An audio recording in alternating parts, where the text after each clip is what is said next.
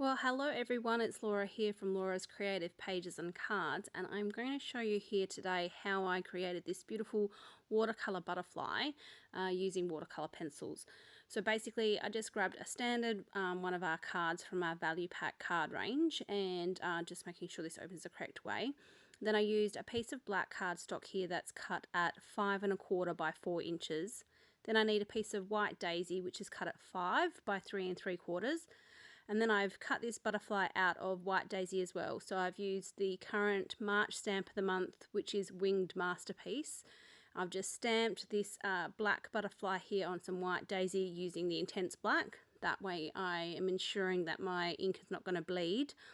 And then I just fussy cut it out with a pair of scissors. So that's where the butterfly has come from.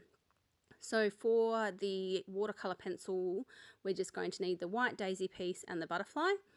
Then you will learn from me how to create the background color with it on the angle and so forth. So grab your watercolor pencils. Close to my heart have had various ones out over the years. So this is the current one that I own. I know there's a newer pack now. What I did was I grabbed a scrap piece of white daisy and I chose my colors, and as I chose them I just put a little color swatch on my scrap piece of paper so I knew what order I wanted to color in my colors on my card. It just helped me stay on track and not get confused as to which colors I want to put in which order. So I'm using 6 colors on this project so that I have 3 colors on the left wing and then 3 colors on the right wing. And I'm just putting that swatch there onto my scrap piece of white daisy. And the scrap piece is a little bit bigger because I'm going to show you how I will most likely use the rest of it throughout the project as well. Okay, so what I'm going to do now is just lay that butterfly on the angle I roughly want, grabbing the first blue color on my swatch. I'm going to just eyeball roughly a third of that wing and just put a little mark at the top and the bottom, and so that I can roughly draw in the shape that I want for that outside first piece. Really rough, it really doesn't matter because we're going to now just roughly color that in. Again, you don't need to be an artist for this. The messier the better, and you want to actually put a bit of pressure on your card stock as you're doing this because you want to get a lot of that color on the card.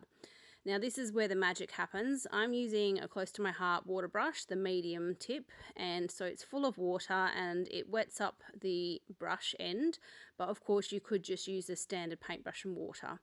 So now I'm just going to wet over and move this color around that I've placed on the card, and what happens is as I move it around it actually picks up color on the end of the water brush, and I'm just transferring that there on to the butterfly. So I'm getting a 2-for-1 deal in this little project here. So just smooshing it around, getting that real watercolor paint look. It no longer looks like coloring in like a pencil. It looks like that watercolor paint that's just been placed onto your project and not so much pencil anymore. So I'm just smooshing it out, making it a little bit bigger than the original and getting that lovely look of a couple of different colors. Now it hasn't picked up enough of the blue for the butterfly because I want to cover a third.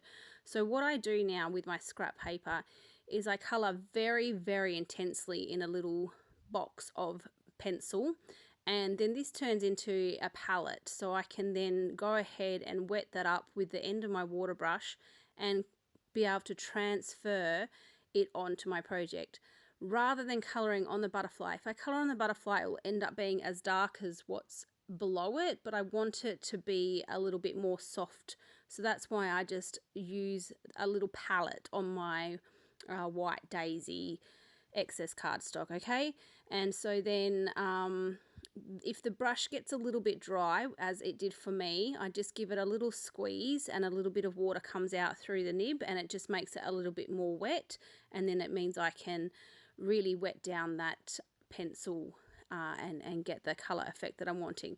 So as you can see, it doesn't quite come out the width that I want it, so I'm just going to add a little bit more of my painted on pencil color to the outside edge. So that's the beauty of using the palette, is that you can add as you go. Okay, so I'm really happy with that.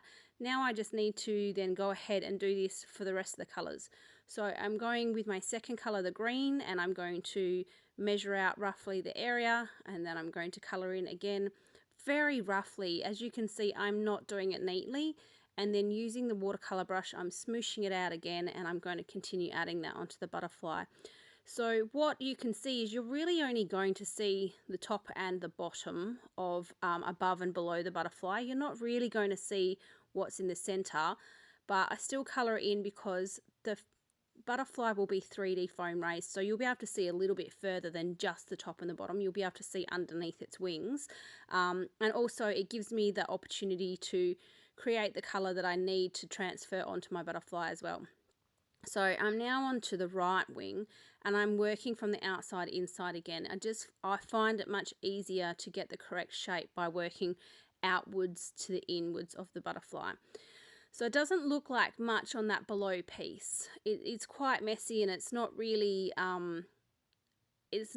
pretty to look at, but it's the overall effect once that butterfly is sitting on top. It looks amazing. It takes a little bit of practice. It's not going to necessarily be perfect that first time, and in fact this sample that I'm doing as my second run, I feel much better. I feel like I'm getting the shape better. It's all just having some fun and just learning and playing, and it's not an expensive way to play with the watercolor pencils, because you're just using maybe about 50 cents worth of white daisy cardstock to give it a go. So it's a brilliant little project to have a play with the watercolor pencils, and it looks really pretty when it's finished. So as you can see, I'm just getting that last color on there, so working with the purple there. Again, I needed to add a little bit to my extra palette. Perfect. All right, I love how that looks, and I'm just going to go and dry it off with my heat gun, which I've done, and then I'm going to start attaching it all to the card. So normally, if you've seen me do projects before, I don't tend to put a lot of my adhesive on my pieces. This is a rare occasion that I like to put a lot on.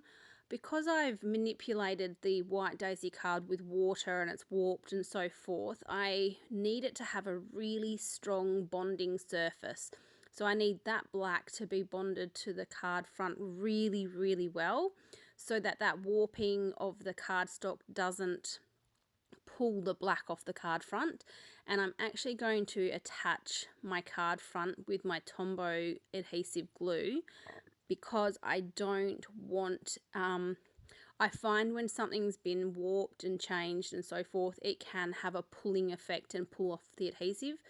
But when it's the glue dries and bonds much stronger than tape. So this is a rare occasion that I'm using glue, and what I'm doing now is I'm just pushing to the outer edge, because I just want to make sure that I've got glue all the way to the edges so that it bonds really well, and then it keeps that lovely flat straight shape that I want on my card.